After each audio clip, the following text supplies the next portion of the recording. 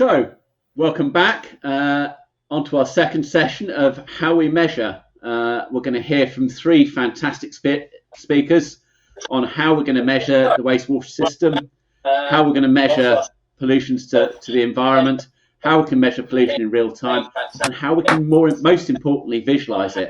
I think one of the things we talked about in the last session was visualization being really, really important. How we're going to give that to our customers, the industry's customers, and Christine Colvin at the end is going to show us and visualizing the state of our rivers and CSOs. So it's really, really important.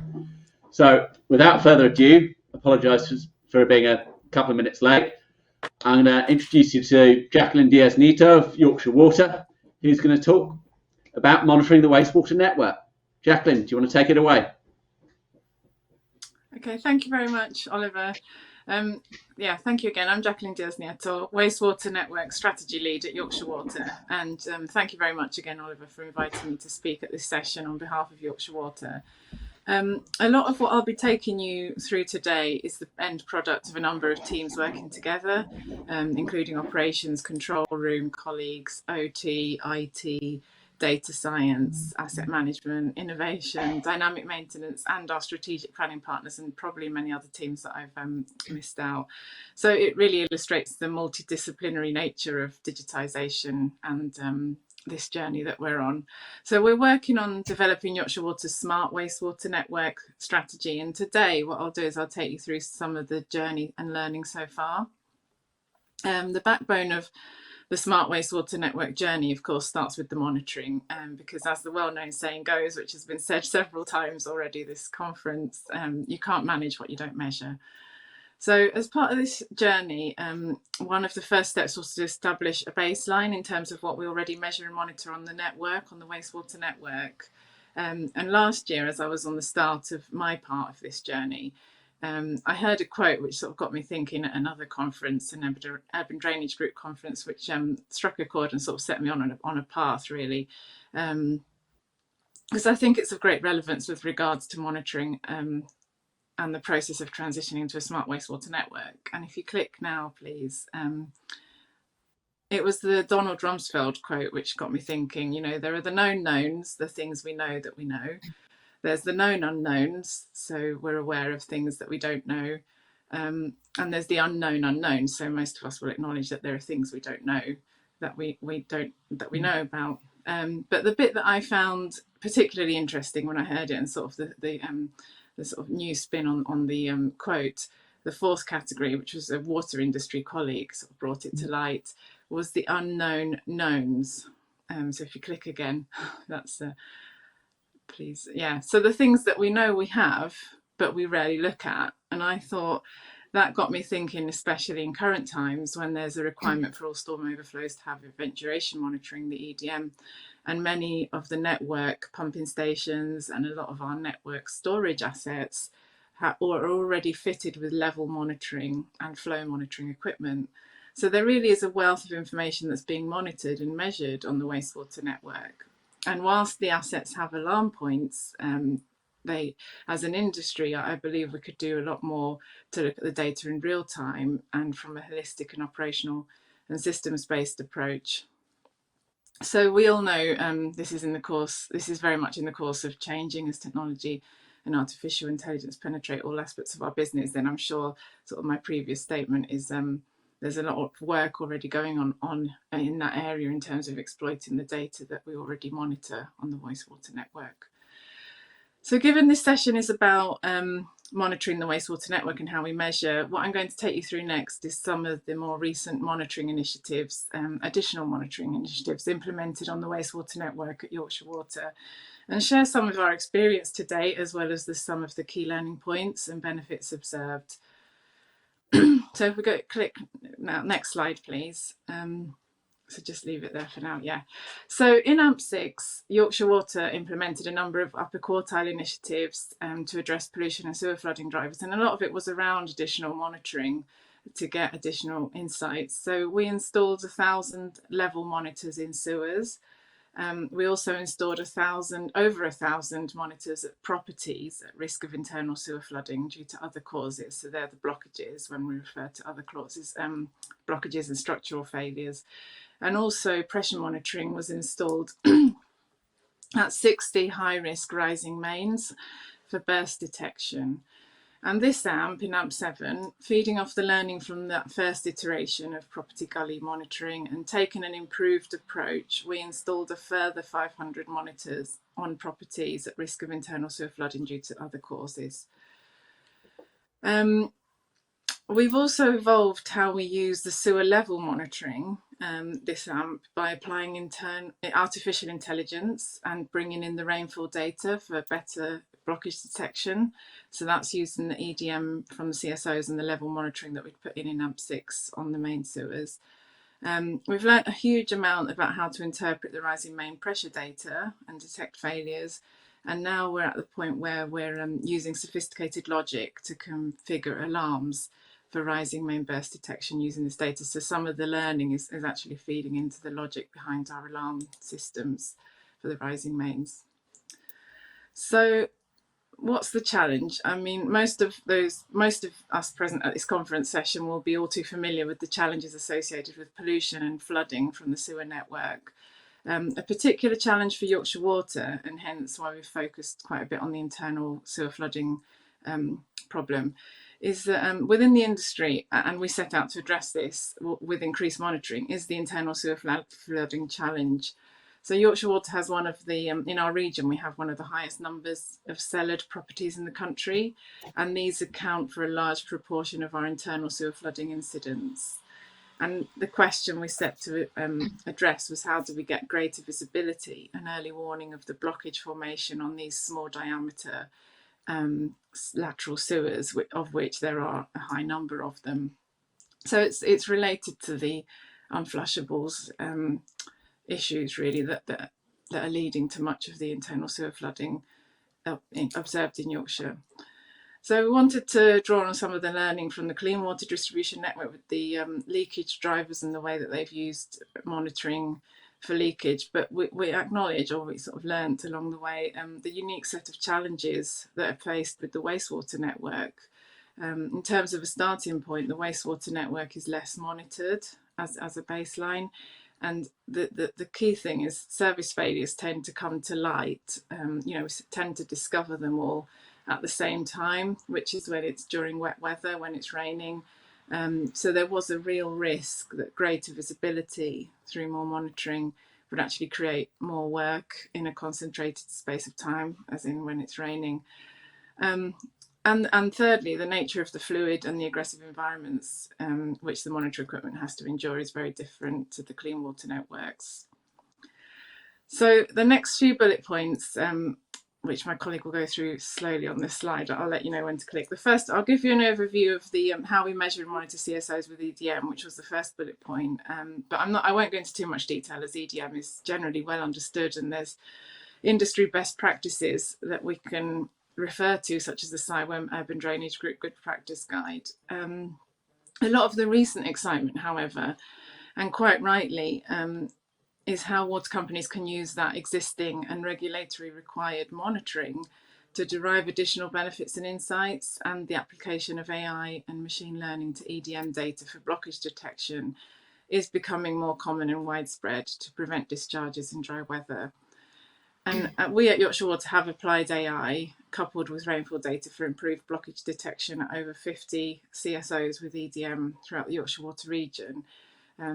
We've seen the benefits and improved insights that applying the AI compared to a pollution predictor, which we've used for several years now.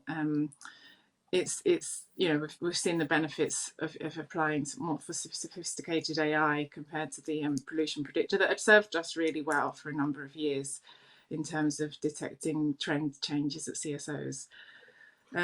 What we found is that with the AI and the models built for the CSOs, colleagues in the control room have much greater confidence in raising work for the field colleagues to investigate anomalies spotted via the CSOs that have the AI models and the AI tool applied to them.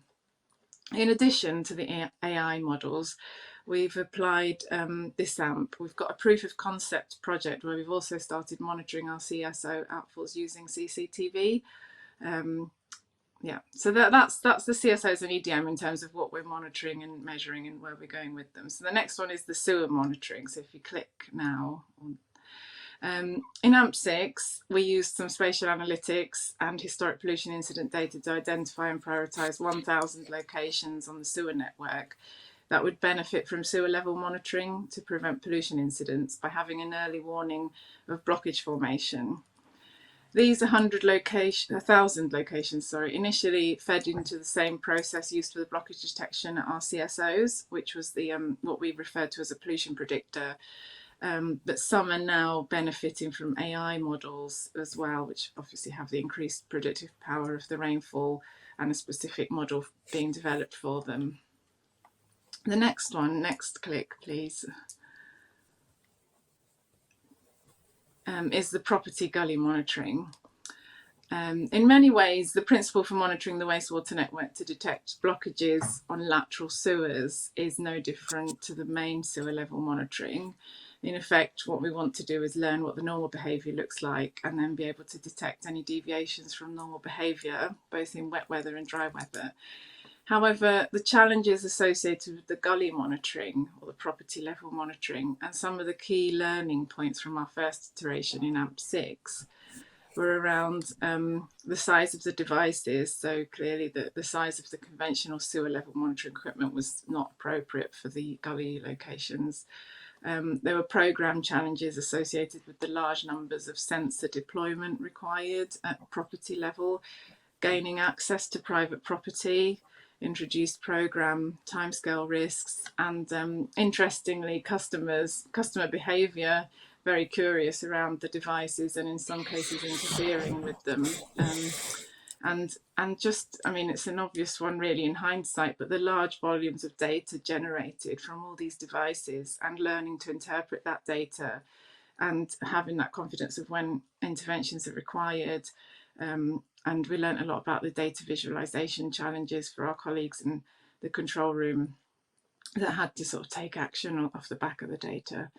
And it's also fair to say that from our field colleagues, initially we had some challenges regarding responding to some of the alerts from the first iteration of the devices, sort of leading to a lack of confidence in the data as we were learning to interpret it. So we learned a lot from the first deployment of property gully sensors. And in AMP7, we deployed a further 500 property gully monitors. And some of the things we did differently were that we took a different approach to gain access to properties to ensure that the programme timescales were met. We improved the data visualisation and analytics for control room colleagues to act on incoming data. We've also learned a lot about the typical blockage formation, so the feedback from the field has been really useful in identifying typical lead times when we spot an anomaly, so that jobs could be raised on right timescales, so there wasn't a need to sort of react with a high priority for all of these spotted anomalies. And again, this has helped a lot with increasing the confidence of the field colleagues to respond as required. And we're evolving our specifications for the type of monitoring equipment required at property level on the lateral sewers, you know, in terms of the methods of installation, the parameters that we monitor, and the type and size of the devices and the telecommunications used. So the next and final aspect of sewer monitoring, wastewater network monitoring that I'll talk about is the pressure monitoring of rising mains for burst detection. So one of the main challenges, and I think there's a talk later on in this session as well, which will be really interesting, is with regards to the pollution incidents from the rising mains from pump systems. The very nature of rising mains means that they often go through rural locations and they're pumping across catchments. So they're prime candidates, these rising mains, for crossing paths with a water course and causing pollution if they happen to burst near the water course.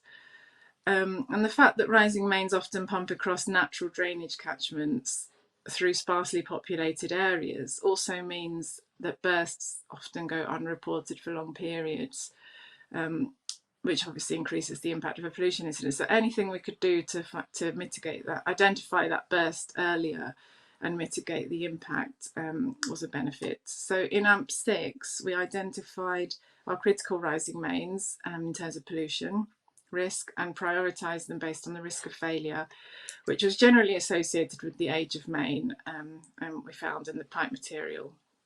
And we installed pressure monitoring on 60 of the high priority rising mains, and a business process was put in place for a dedicated control room colleagues to monitor the data and raise work for field colleagues where anomalies were identified.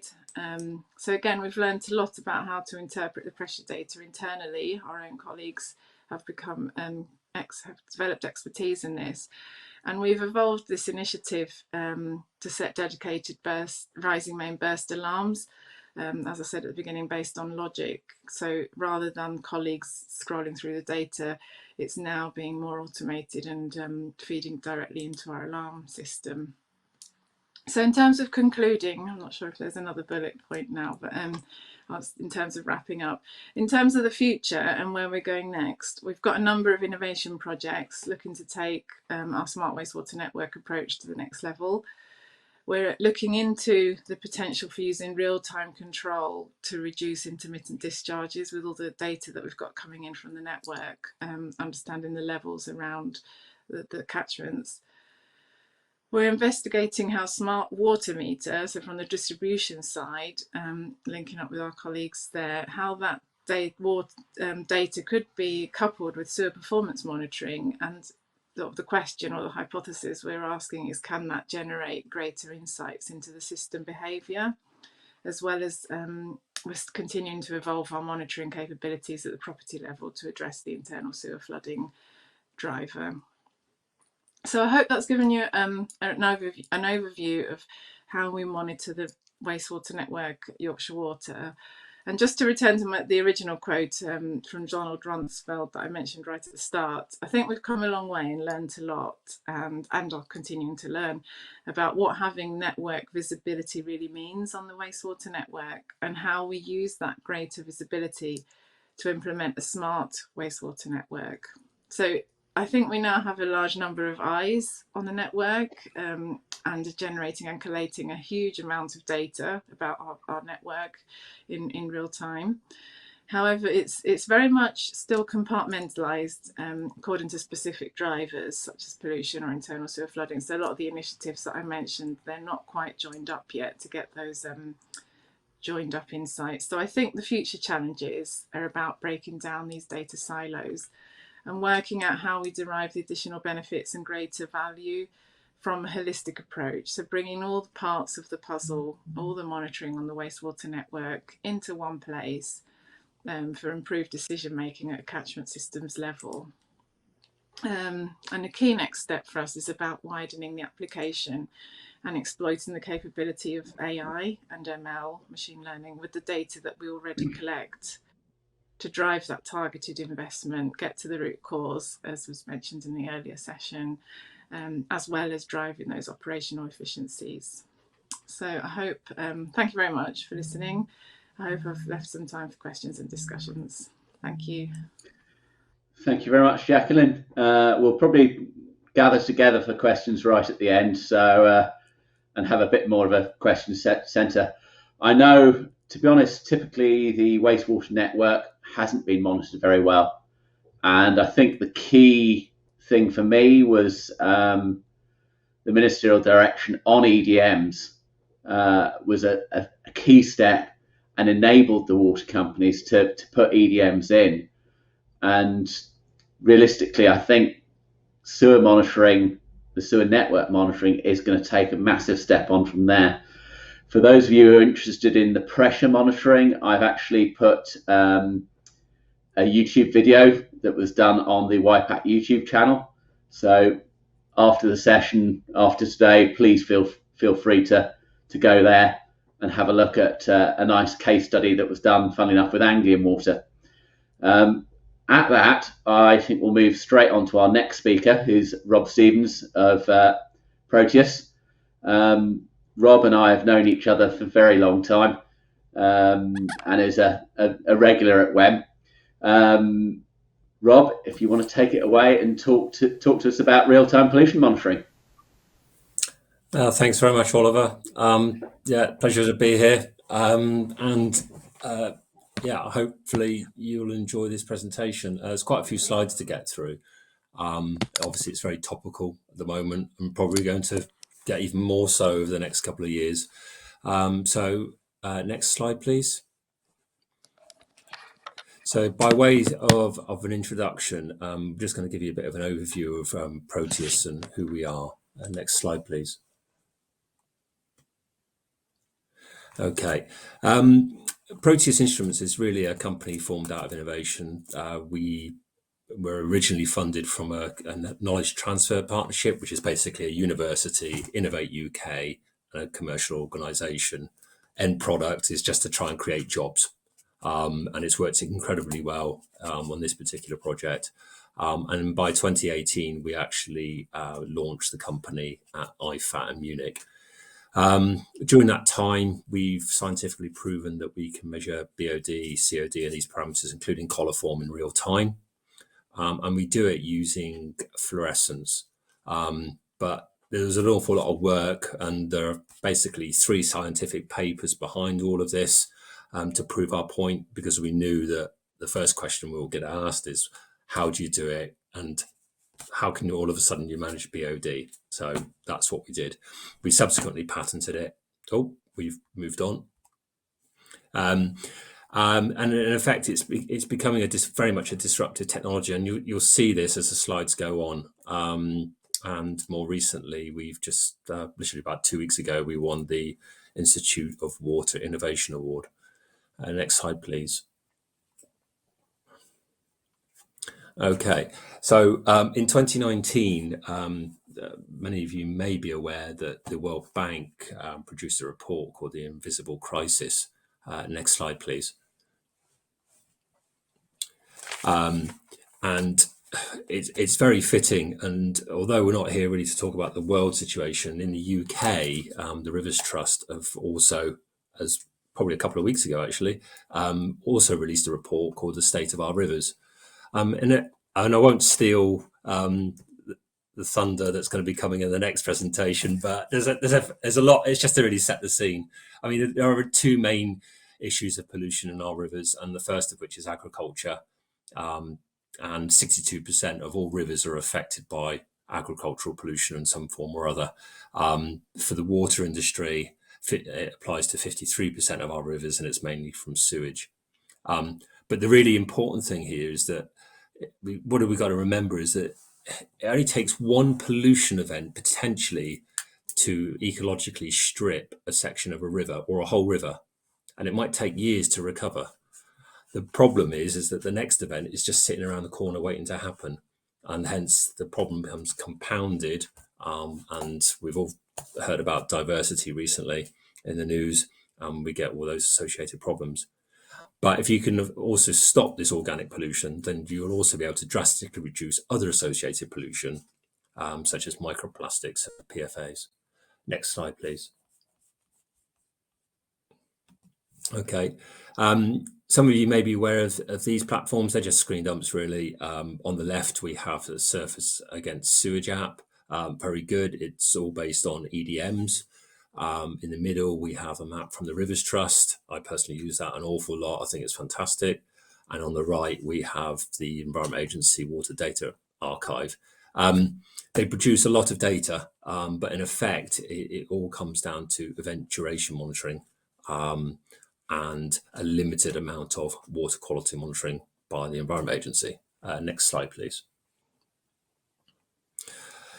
We also have bathing waters, and apart from our coastal areas, there's lots of applications currently happening for inland coastal bathing waters.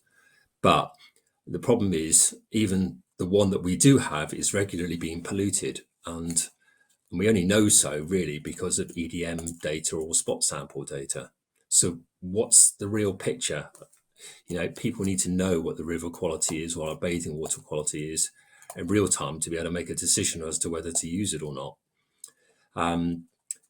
And really, that bathing waters are very good, but a river has to be treated holistically. There's no point protecting just one small section because the problems chances are they actually originate outside that area. So we need nature-based solutions upstream and widespread engagement from everybody. And probably slightly controversial, mainly through my own experience, because we have the technology. I would say that rivers are far more polluted than we think. Our understanding is based on infrequent sampling and a lack of meaningful data. The picture can only be worse due to our inability to only be able to capture the bad data.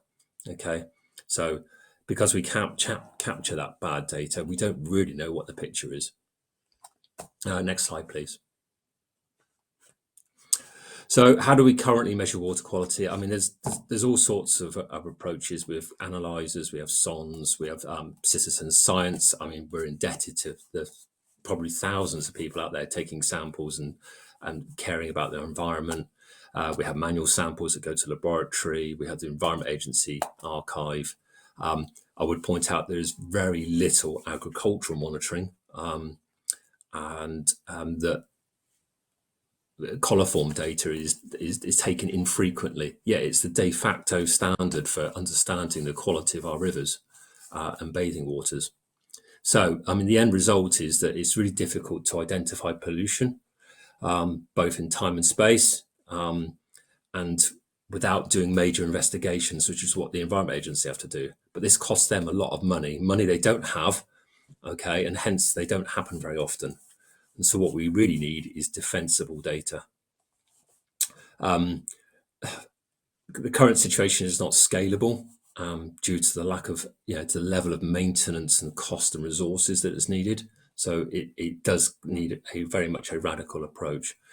And really to sort of just to say that the rest of this presentation is not so much about how to provide meaningful data, but it's just to show you what has been done worldwide and shows you how easily it can be done in the UK. Next slide, please.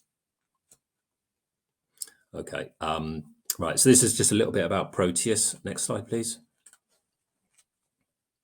Okay, so how do we do it differently? We use fluorescence, and this is just an optical matrix using a fluorescence sensor. The one that probably everyone will probably understand is if they've ever taken a gin and tonic or had a gin and tonic in a nightclub back in the day, you will notice that the gin and tonic glows blue, and that's the quinine sulfate in the drink, and that's basically fluorescence. We're using the same principle here, except we're targeting the free amino acids and proteins which are bound in the microbial cells. There is obviously peak C as well, which is a carbon element, which we can also measure, which relates to TOC and DOC. Next slide, please. Okay, so as I mentioned earlier, the first thing that people will ask is, how on earth did you manage to do it? And we don't want to have to do trials with every single client worldwide to prove the point. So we thought the best way to do this, and we started this back in 2015, is to write scientific papers. And we've done that, and that's all the evidence base. So that's all out there, proving that we can do what we say we can. Next slide, please. Okay. Now, what follows next is just a series of case studies, really to put things into perspective and from around the world, and to show what can be done. Next slide, please. So this is a bit of a starter for 10. This sort of, I think for many, the penny will drop in this next couple of slides. It demonstrates that what we currently do in terms of water quality measurement, but it will also suggest the scale of pollution that is likely to exist. And in this particular example, it resolves a pollution which the Environment Agency have informed me probably lasted at least 15 years. Next slide, please. So this is an atypical water quality trend. It's got all the parameters. You probably don't need to specifically know which one's which, but you've got pH, conductivity, turbidity, ammonia, and I think temperature on there as well. And if I was to tell you that there were 3 pollution events in this one slide, there's probably not anybody who will be able to point out where they are. And that is the problem. We have archives of data which need interpretation, and you probably won't get it right. Okay, so next slide, please. If you now add BOD, you can clearly see the pollution events, and then you can start looking at the other parameters and say, yeah, okay, yeah, I can see how that possibly relates. Okay, but these are very definitive events. And if you notice the timing of the events, it's the same time every day. Okay, yet they don't have a major impact on traditional water quality parameters. And this is a situation that we've got up and down the country with standard water quality instruments. Okay, you will see there's a slight uptick in along the bottom of the graph, which is a green line. It's a bit blocky, but that's because it's quite low level. It's for ammonia, so there's a slight uptick in that. But the actual situation with this was actually a farmer. Okay, next slide, please. Okay, there's a picture of the catchment there. It's roughly in the middle of England, and we basically, this catchment, not very big, probably about a radius of 5 or 6 miles. It has only one dairy farm in it and one small treatment works. We installed a Proteus within 10 minutes, and we basically were able to detect what was not detectable. So because of this pollution, this river is technically biologically dead. I've never seen a living thing in it. Okay, if you now just click the video on the top. Okay, that should play. Okay, and this is basically, you can see the color of the water. That would just never have been picked up. And the enforcement officer that came out just couldn't understand how we managed to detect it. And basically, this water was released into a land drain from a slurry tank at the same time every night for 3 nights. Okay, and there you go. The rivers just don't recover from regular events like this. Next slide, please. A little bit larger project. We have Proteus units all the way from Tibet down to Bangladesh in India. And I think the Ganges is regarded as probably one of the most polluted rivers in the world. And this is the first steps in trying to clean all of that up. It met BOD, COD, and a lot of other parameters. It's all on a real-time platform for the Indian government. Next slide, please. H2Now Chicago, this is probably the first platform in the US to do this. And this really is a template, really, that could be used anywhere.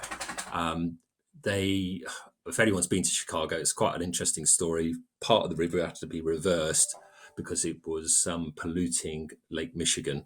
There are 3 main legs to the rivers, and there's 3 different Proteus units in there. And the end result is that they've created an app, real-time data, so that people can actually monitor the water quality and decide whether they want to use it. Next slide, please. And it will take a second to catch up, but when it does, if you can click play.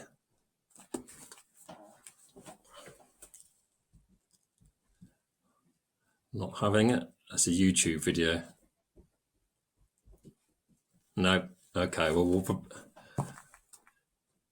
it's quite interesting. It was actually on ABC News. It was a 2-minute presentation, and it just showed the news presenter actually just showed how the app worked and basically the difference it made to the local population. Okay, we'll skip that. We've been working with Philip Dunn for quite a while. We deployed a Proteus in his local constituency, just a couple of miles downstream of a treatment works, which is also to be a proposed bathing water. In the 5 weeks that it was deployed, we found 8 pollution events. And it was actually the Environment Agency that actually asked us to report it to them, which was quite an interesting situation. I'm not privy to what happened after that, but in effect, a seemingly beautiful and unpolluted river was polluted 8 times, and in one occasion quite seriously. But it was quite interesting yesterday with the Environment Audit Committee at one point where the water companies were obviously looking for technology, and I think Philip done was really letting people know that the technology is out there. It just needs to be adopted and, through the innovation channels. Next slide, please. So this is for a UK water company. This is for bathing waters or coastal bathing waters.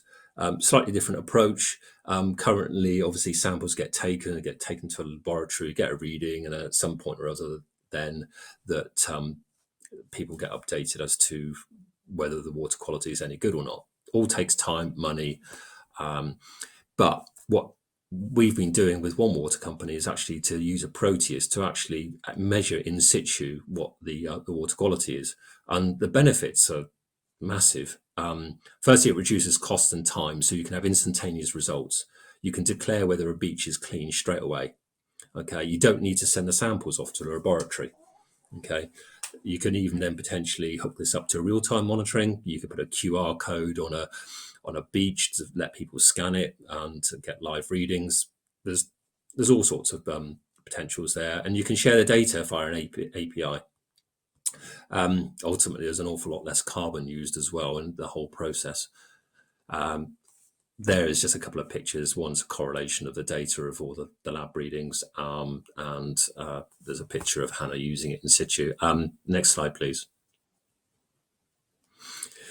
This is a little bit different. We got in touch with Christine, who's going to present after this, and in the lead up to the release of the State of the Rivers report, they did a stand-up paddleboard event, which started in Bristol and ended up in London.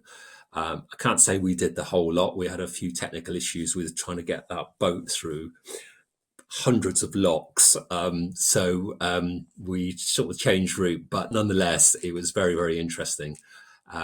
So on that boat, you can see there is a telemetry unit in the back. It's got a solar panel, just keep it charged up because it was over a couple of weeks, and there is a Proteus mounted on the side of it.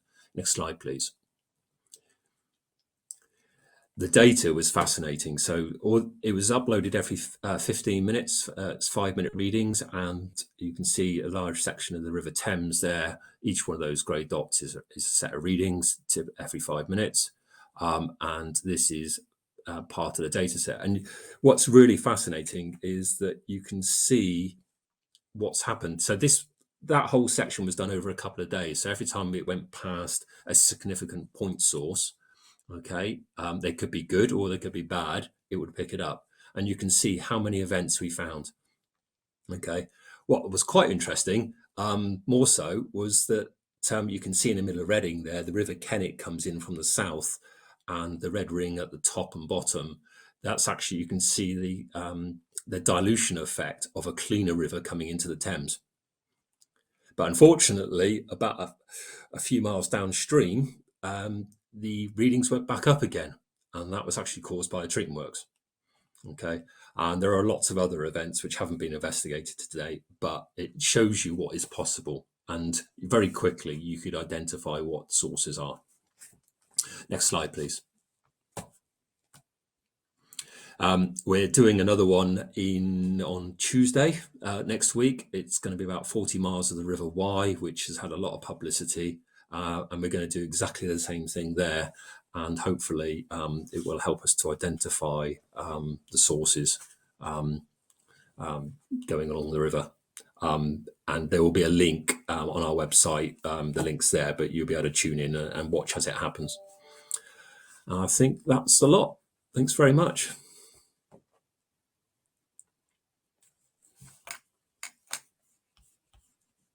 I can't hear you, Oliver.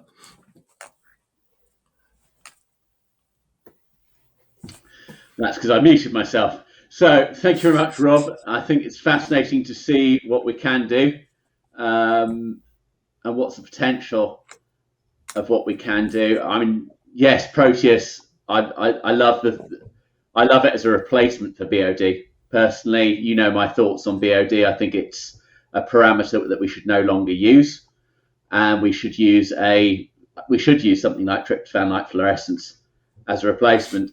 It's going to take a bit of work to prove it, and I know a lot of that work has already been done by Proteus. I followed it in quite some detail for the past few years. But I think that's a discussion for a little bit later.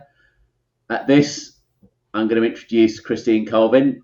We've all seen the CSO map that the Rivers Trust produce, and it's a wonderful piece of work that helps the public understand. The public and the ENGOs, the environmental NGOs, are so important in the battle against pollution, and it is something that we've got to work in a lot closer collaboration. And yes, I think the water company is the first one to admit they've got to be held to account. And I think the ENGOs are in a perfect place to do that. So I'm going to let Christine Colvin take over and talk to us about what the work the Rivers Trust are doing. Thank you. Thanks. If we can go on to the next slide, please. Great. So yes, I'm from the Rivers Trust, and Rob's already given a little taste of some of the work that we're involved in. But basically, we represent a movement of local NGOs. There are more than 63 around England, Wales, Northern Ireland, and Ireland that are looking after the health of their local rivers and catchments. So we're involved around the country, working in many cases with farmers, with water companies, with local communities, involved in monitoring the health of rivers, but also in implementing a lot of the solutions in them up. So, in our ideal world, this is what we'd love our rivers to look like. Absolutely thriving with wildlife at the center of our nature recovery networks, and being used by lots of different people for lots of different recreational activities. But of course, that's not where we are at the moment. Next slide, please. So I think these clippings were taken just from, if not the last week, maybe just the last 2 weeks.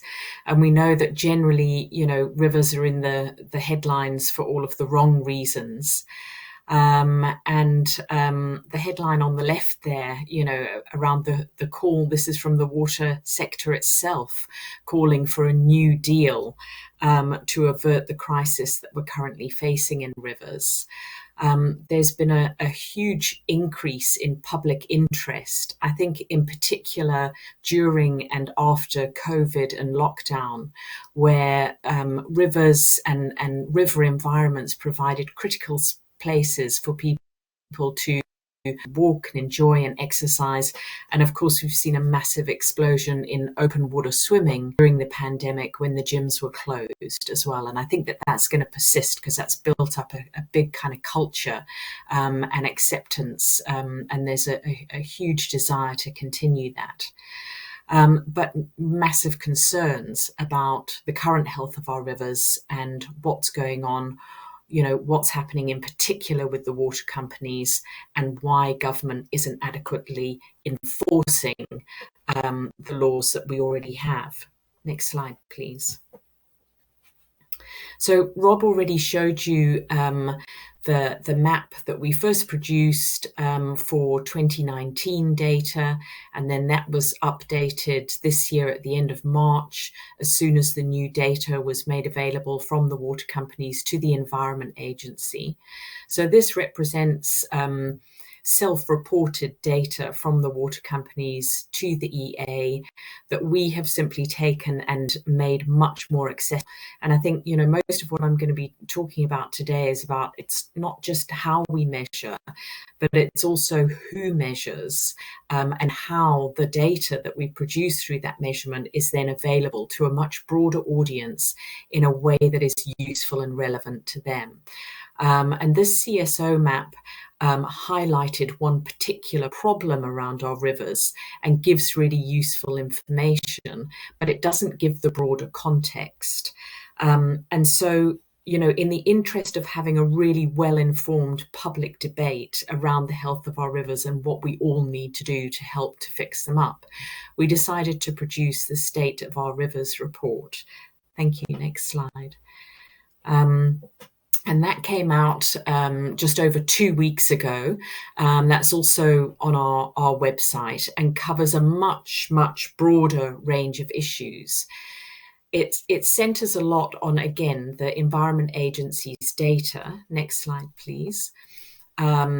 Which shows, and this shows the ecological health of our rivers around the country. But where we think we've really added value here is that anyone who's looking in the State of Our Rivers report can drill in and find out what's going on their local river. And we really try and explain the data itself, how it's collated, how do we get to this final view of ecological health, chemical health, and overall health of our rivers. And whilst we try and synthesize the key information into highlighting the critical issues, we also try and bring that explanation of the analysis that's behind it, so that it really helps anybody who's interested in the health of their rivers and potentially getting involved in improving them to understand the issues that sit behind this. So dotted throughout the report, we've got a lot of these nerd buttons, which you can click on, and that then takes you to another level of that would probably be more appropriate for this audience. But we know that, you know, often the general public kind of want to skip through to the big issues and the kind of crux of the matter. Next slide, please. So we do summarize, you know, what is deemed by the EA to sit behind the reasons for our failing rivers. The way that we've presented this data has been quite contentious, because we've looked at the reasons for not achieving good, the RNAGs, or the reasons for failure, in terms of the percentage of the total number of rivers that they affect. So there's a bit of confusion when you see there that agriculture and rural land management affects 62% of our rivers and is a reason for failure on 62% of our rivers. Water industry, 53%, and urban and transport, the next big kind of sector, 20 to 30%. Obviously, those don't add up to 100%. And of course, that's because each river can be impacted by many different sectors and different activities. So this is also in the State of the Rivers report, and we unpack those key activities. The Environment Agency released the latest RNAGs just after we had published the State of Our Rivers report, but we have gone back in and updated with these latest 2020 figures.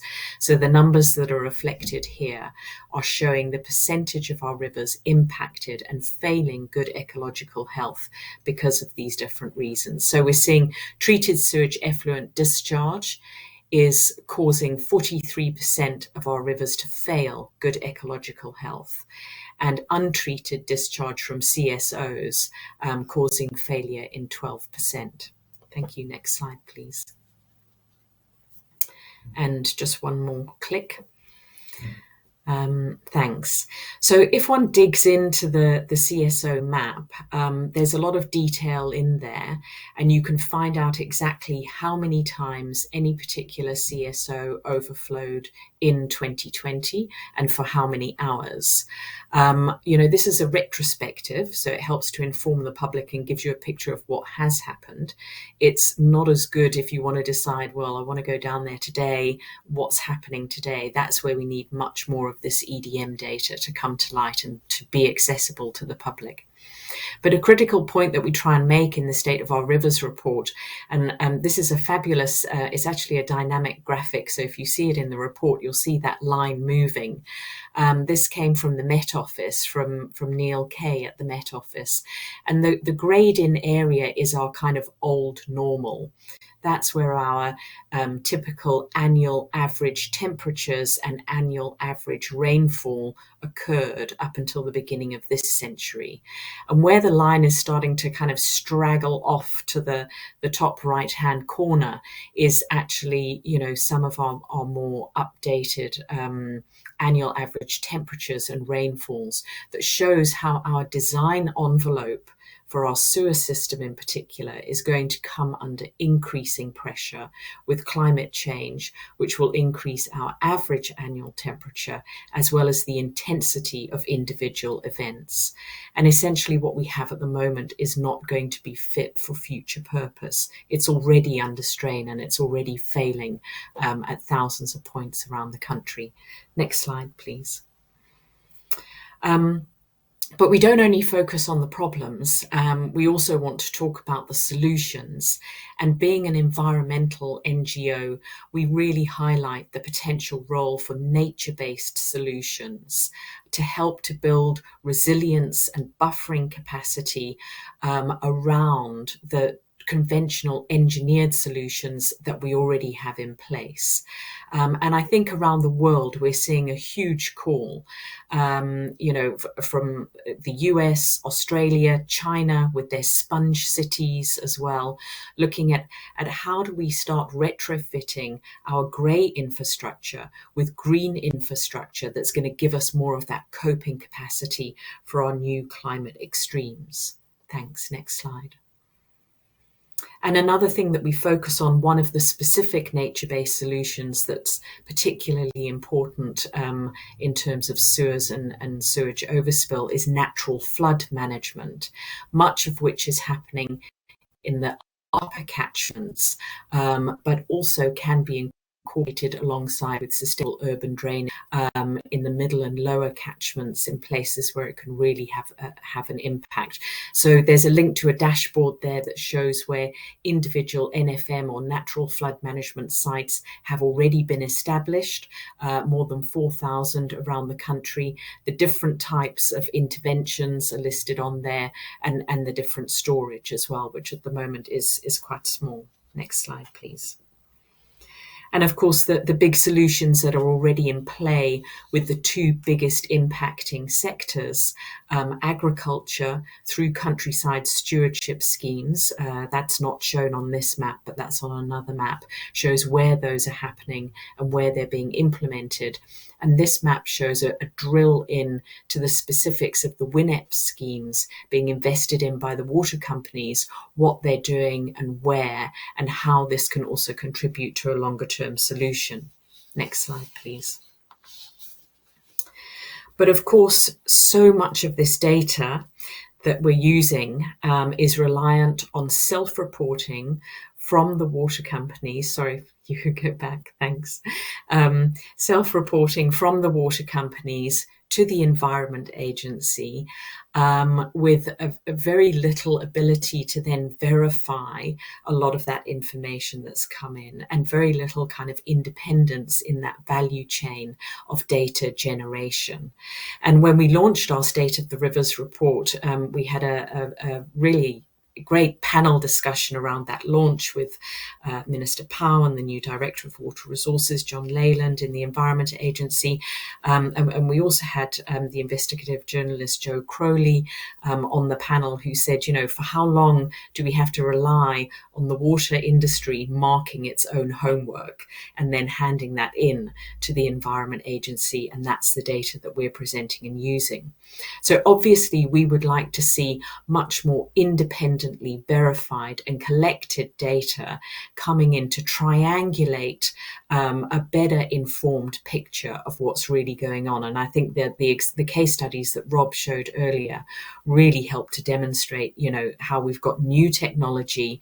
And even when Jackie was talking about the curiosity of people wanting to know what's going on with this new probe on my property and looking at what's happening here, people are naturally curious. People want to know what's happening. They want to have line of sight of it and get directly involved.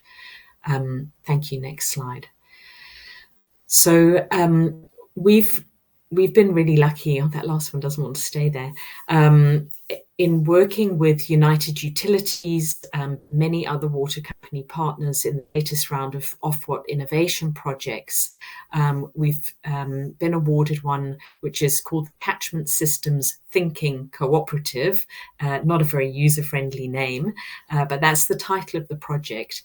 But essentially, that is going to enable us to bring in citizen science and independently collected data to help give a much better informed and well-rounded picture of what's happening. Thank you. Next slide. And so what this project is going to do, it's the main objective of this is that when we have independently collected data, that can be defensible data that can then be incorporated into a national monitoring network. So we need to have standards and a structure for that, something that allows this data, allows us to have confidence in this data. The project is going to deliver 15,000 hours of volunteering across more than 1,000 square kilometres of catchments in the initial 8 demonstration sites. And sorry, my slides are going a bit mad. Is it possible to get back? I don't know if that's triggered an automatic follow on. No? Okay, there we go. We've got lots of water company partners who are already involved, 12 of those, and other environmental NGOs and academics. And there's good resourcing for that to build up capacity at the local level and start putting the right instrumentation in place and developing these standards and frameworks. Next one, please. I hope it stays still. I'm sure that it's not the operator. I'm sure it's something in my slides. So I'll cut to the chase and get to the summary of this anyway.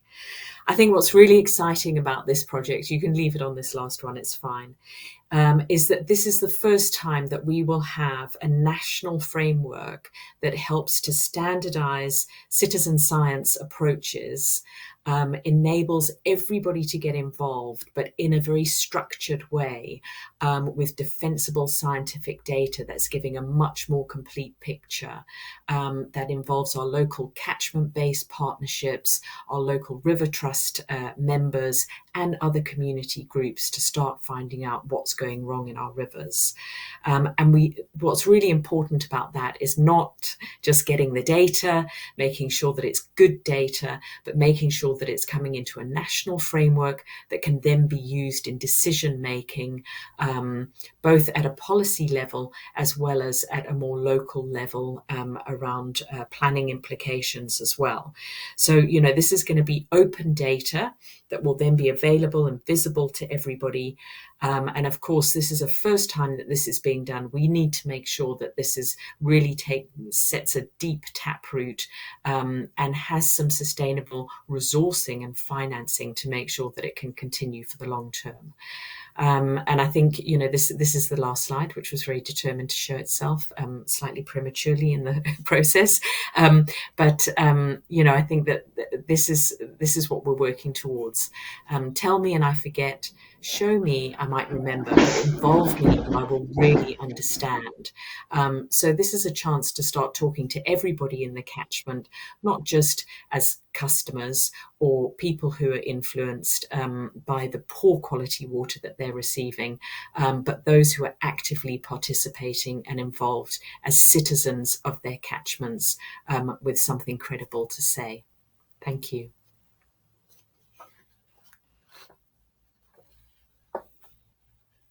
And thank you, Christine.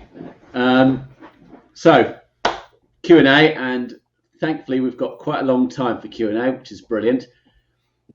The big ask, Christine, what do you need? I mean, citizen science, when I looked into the Rivers Trust as part of this, I looked into the great work that's being done by the River Guardians, is it? Up in the Mersey area. I looked at that and went, wow, this is brilliant, absolutely fantastic.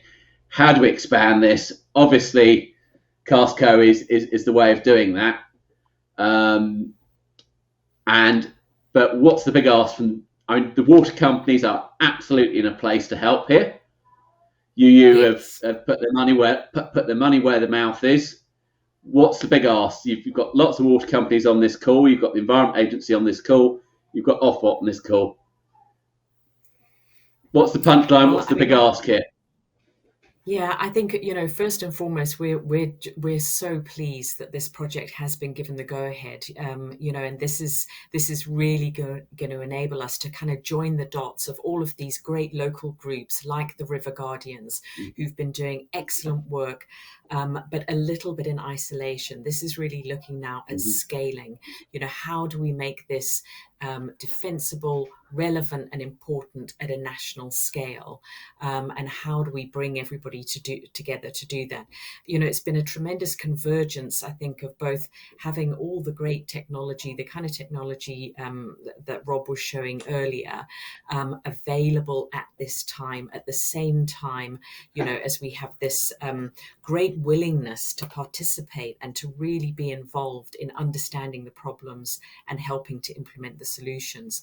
So I think, the big ask from all of the partners who are already involved is, well, thank you, and let's kind of double our resources that are going into this as quickly as we can, to acknowledge that this is a space for innovation in the first instance. So let's afford ourselves a short period in which we have some freedom to fail and genuinely innovate, genuinely take some risks that we wouldn't normally take in our kind of day-to-day mandates and activities. But then to kind of, once we work out what's working, to really move towards scaling this up as far as possible. And for any of the water companies who are not yet involved in it, please do get in touch with us and, find out how you can help to scale this up in your area as well. So, yeah, I think that's a big call to the water companies. Please get involved. And definitely. Absolutely. I know I've heard a lot. There's a lot of environmental information requests. I can see, why there's been a distrust in the water companies and the data that they're producing. I know Andrew Chappell in the chat's been saying, well, we've got the MCERT scheme, and we do, and that is that's an independent quality scheme, mainly centred around flow and mainly around wastewater flow at treatment works, although that's being expanded to inlet flow monitors, spills of storm flow monitors, and that's a step forward. I think really for me, we have to listen to the likes of yourselves and say, okay, there's a problem. We saw that with the Environmental Audit Committee yesterday. Everyone there going, there's a problem, we want to sort this out. So I'm hoping that everyone involved does say, we've got a great Ofwat scheme. Ofwat provided us, and the water companies, Ofwat came together and provided us a way of doing this, of financing this. Brilliant. Now let's take advantage of it. And I challenged in a roundtable yesterday, challenged a group talking about wastewater-based epidemiology and said, well, why don't we just do it?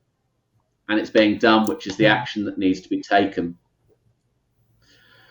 So we do have some questions. Jackie, it would be interesting to understand the economics behind this. Clearly there are costs and benefits. Do you have any proposals to translate these into actual statistics in terms of numbers of blockages, flooding and pollution incidents prevented? Hi, can you hear me? Okay. Yes, can, Jackie. Oh, okay, I wasn't sure. What I'd say is I think we're sort of working through that at the moment, building up that picture. Definitely within ops, those sort of benefits are being captured. In terms of the economics, I think this will be funded through improvements in our efficiencies in our operational activity, by more targeted sort of sewer cleansing programs. Also, all the savings involved with responding to internal sewer flooding once it's already happened, compared to spotting those blockages up front and being proactive about clearing them. And I'd say that we're working through that benefits case and understanding it and building it, making it better to sort of continue that approach. Does that answer the question? I think it does. I also remember the work that Yorkshire Water did probably 2 or 3 years ago now on the blockage timeline. Was it James at Yorkshire Water, and fantastic work. So I think this is just a build on that, which is brilliant, and the work that Yorkshire Water's done to understand where the blockages are happening is really important. So yeah, I can see where it's that cost avoidance, and I think cost avoidance has always been a problem where the industry hasn't really understood. But we heard, I think yesterday. Sorry, Jackie. No, sorry to interrupt. I mean, it's. I think that's one of the challenges. Like, it's definitely harder to do a cost benefit analysis based on cost avoidance. So.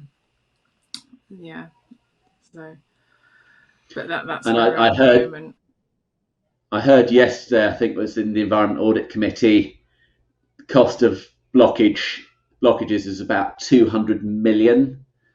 I think that must be a more recent figure, because I know Water UK produced about 100 million in costs 5 or 6 years ago. So again, 200 million saved and spent on environmental improvements. Sounds a very nice way to go. I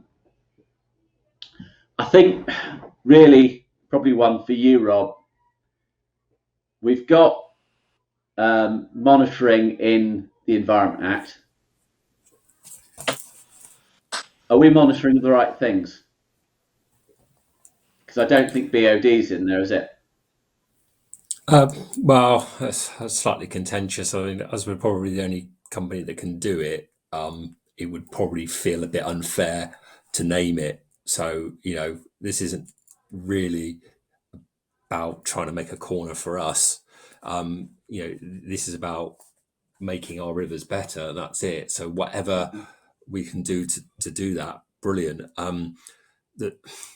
It names, I think it's pH, conductivity, DO, and turbidity and ammonia. It might not be all of those. Mm-hmm. The reality is, they don't tell us the picture. Joe Bloggs sitting at home wanting to know his water quality in the river is going to get these parameters, and what's he going to think about those? The one that will really tell him, forget the rest because they're only indicative, is ammonia. But ammonia doesn't mean anything to him, and it doesn't always transpire that that's his best parameter. They need to measure something in something that means something to them. And the only thing that means anything to them is something that relates to the bathing water standards, which is coliforms. Okay, so if you're going to go for a parameter, that's the one you're going to go for. The example I use is that you can put a DO probe in a river and it's all great, and it obviously takes 2 or 3 days to deplete the oxygen caused by wastewater, so that's not particularly very good. But you can aerate a cubic meter of wastewater to 100%. Does that mean it's healthy? No, it's not. So all these parameters, there aren't the people, the resources, or the time to investigate a situation with a unique characteristics of DO, pH, conductivity, and ammonia to say that's a pollution event and that's what this will mean. No, it won't tell you. So you just all you're going to do is make the problem worse. You know where I come from, Rob, is I like to measure the right thing, and I like the information source to be right. And I've been quite public about how much it's going to cost. We heard Dom Shepherd earlier, and Dom was very much on the same wavelength as me, that we're going to need quite big infrastructure. We're going to need monitoring points. We're going to need a lot here. It's going to happen. It has to happen. Well, I think what we've got to do is listen. is listen to the public, listen to the environmental NGOs, listen to the scientists, listen to everyone, and monitor for the right thing. Now, Well, I think I've got my opinion. No. There's a good saying, isn't there? The customer is always right. Irrespective of what we think as further upstream, what have you, customer is always right. So ultimately, one way or another, we will have to deliver what they want, and it is a demand-driven situation. So we're a long way there, really, in some respects. I mean, the Scottish Water Framework. They wanted something that was completely off grid. So it means technically you can put it anywhere you like. Okay, we can do that now. Okay, and you can measure multiple parameters. It's not a problem. You can measure multiple parameters, but the only thing I would say is we've come onto this quite strongly. Defensible. Yeah, has to be defensible. Has to be a quality standard. Has to be independently auditable. Has to be right. Exactly. My fear is, and it's a massive fear, and I think everyone would probably join me. If we don't put the right thing in place in the right way, we can produce data that quite honestly tells us the wrong situation. Now, that's not meaning that we shouldn't put in. Yeah, exactly. That's not meaning we shouldn't put things in.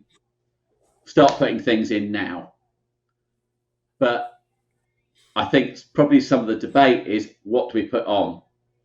Yes, DO will be appropriate in some situations. It's a relatively easy thing to do. Maybe it's redox instead of pH. Maybe it's ammonia. We've got to know about nutrient pollution. Actually, I would also say it's phosphorus, but then that's the complexity that increases. We've also got the river ecosystem classification regulations to think about. That's where I know it's probably been adopted into the Water Framework Directive, but that's where all these classifications, biological, chemical classifications come from. But what the right thing is, I don't know. And I'd one of the love big to have the debate. Will come straight out is the first question, certainly by the water companies and potentially anybody, is cost. And kit is not cheap, unfortunately. But like with anything, I mean, I saw in a chat earlier about CO2 sensors. Many years ago they were thousands of pounds, and now they're £10 from B&Q or wherever, right? That's going to happen. It will happen, but we can't just sit here and wait for that to happen and then say we'll deploy it, because we've already destroyed our environment. And so there are big wins. There will be ones and twos where you can put out here and there that will have massive wins and will make a big difference. And then when you have to start proliferating further down the network to get that sort of smaller scale, then you can start putting out the numbers out, because by that time they'll be a lot cheaper. So, cost isn't really I shouldn't think should be a big issue at this stage. I think it's getting started that's important.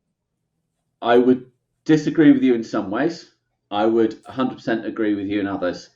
We've got to start as soon as possible. We've got to start putting the right things in place, and that's going to take listening to the NGOs, having that debate in person. Cost is a factor. Absolutely a factor, because what we don't want to do is put the wrong thing in, lose consumer confidence, lose people confidence. But equally, where I 100% agree with you is actually the cost of not doing something is even worse. And the environmental cost is tragic, is huge. And the impact that it has on everyone is huge. But again, one of the questions I wanted to ask Christine is the CSO map, wonderful piece of work, absolutely love it. What else, data-wise, would be good to come from the water companies? Is that more up-to-date data is that, to me, CSO map is great, comes from the water companies, but actually I think the water companies can help more here to get a better refined situation out. Ideal world, real time, great. Obviously that can be a while to happen, but yes, what is a dry spill? What is a spill in storm? What is I saw the River Guardian stuff, I saw the CSO map, brilliant work. But how can the water companies help the Rivers Trust get a I'm not saying better picture, a more real picture out? Well, I think, of course, one of the big things that we're missing in the current data set is that it's showing flow events and flow durations, but gives no indication of quality. So there's nothing in there around water quality. And I think that's really essential in terms of prioritizing the CSOs and the upstream drivers and problems that are causing the overspills on the CSOs to be tackled first and foremost, because of course, cost is a big constraint. So how do we and how do we all agree a prioritization process, as well as a pace of that process, for things being cleaned up sooner rather than later? So I think, water quality data is going to be essential. We've already seen amendments coming into the Environment Bill whilst it's been in the House of Lords now, requiring EDM data for CSOs, as well as upstream and downstream monitoring of the receiving water bodies, so river water quality itself, rather than just the event flow monitoring from the overspill site. So I think all of those are really essential elements that will help to build up a much better picture.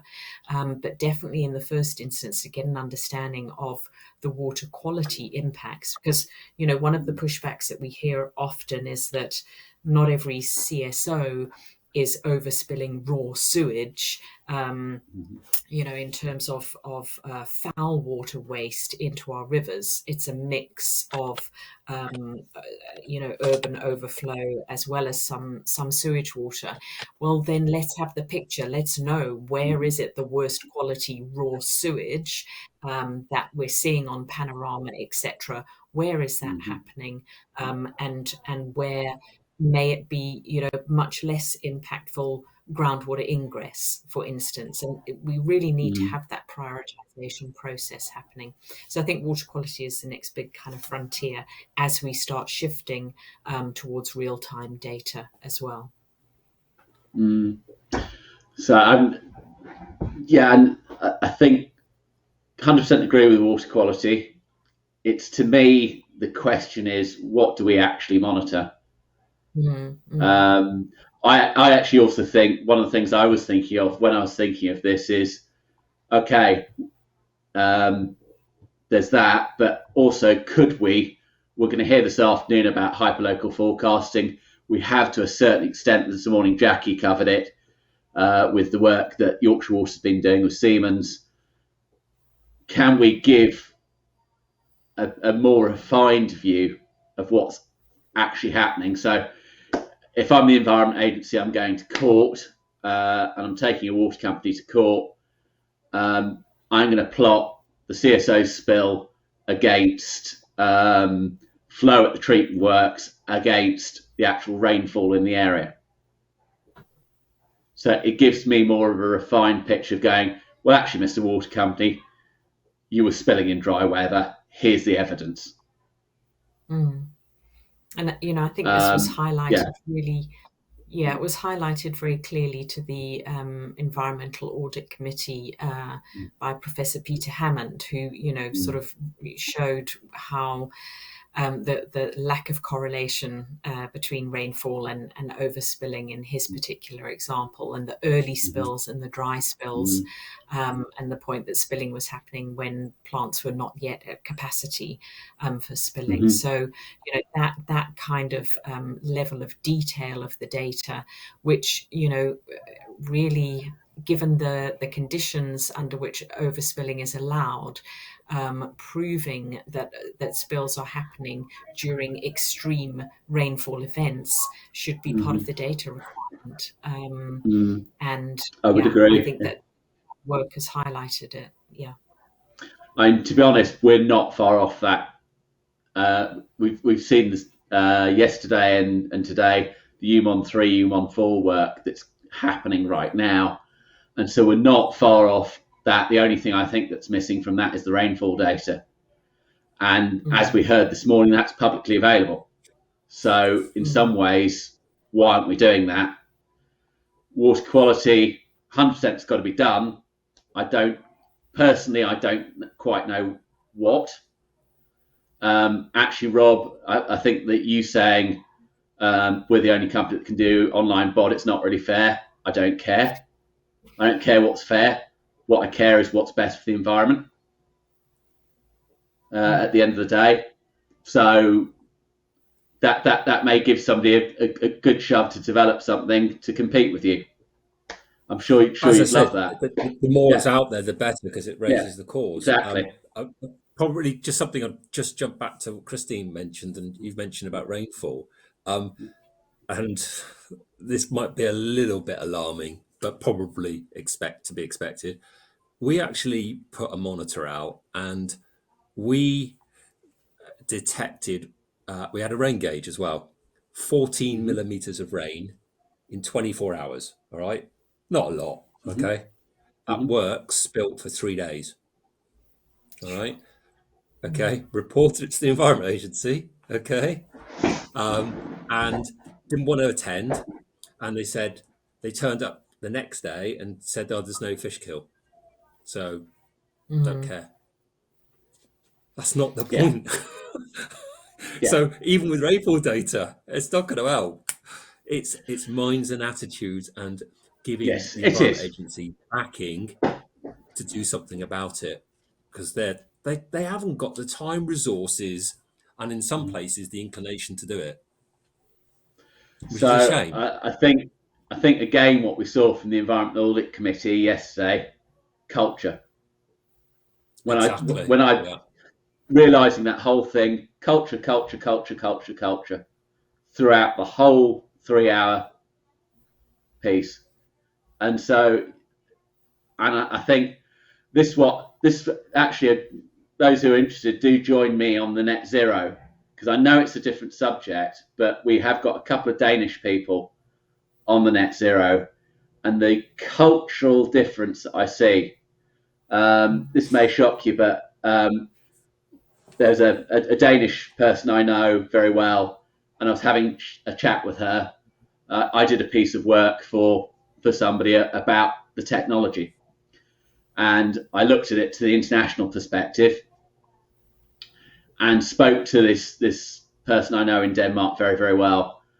And she said, well, actually, Oliver, this particular works, we haven't had a discharge consent for 15 years. The consent doesn't exist. And I said, well, how do you get anything done without a discharge consent? And she said, well, we know what we've got to do. We know what's environmentally right and environmentally responsible. So we just do it. And I turned around and went, wow, that's environmental responsibility just personified. And actually the Danish in particular are very good water stewards. And that's part of what's going to come up this afternoon in the round table. I also like the point of, if I go back however many years, polluter pays principle. And again, it was mentioned yesterday to a certain extent. Well, what would you think about paying per litre discharged, per litre spill? paying on a polluter's pays principle, and that's where the water quality comes in. Now, some countries in the world do pay on a polluter pays principle. They pay per kilogram of BOD discharged or kilogram of ammonia discharged. Is that change in regulation that's needed? Perhaps. And again, it's a debate to be had. And of course, monitoring comes into that. But at that, I think we've come to the end of this session. Again, I think I could talk about this with the three of you for an absolute age. It's been an absolute pleasure, and I think a very productive session. So thank you, Jackie. Thank you, Rob. Thank you, Christine, for a wonderful session. For our audience, we're going to have a bit of a lunch break now. Do come back for our final session, where we're going to hear the work that Storm Harvest has done on artificial intelligence sewer blockages, as well as the work that Avara has been doing on rising main burst detection. So again, those are things that Yorkshire Water have mentioned in this session. We're going to have some case studies of how we manage, of how we can use intelligence to at least do more. So thank you very much. Thank you very much for our panel in this session, and hopefully see you all at 1:30.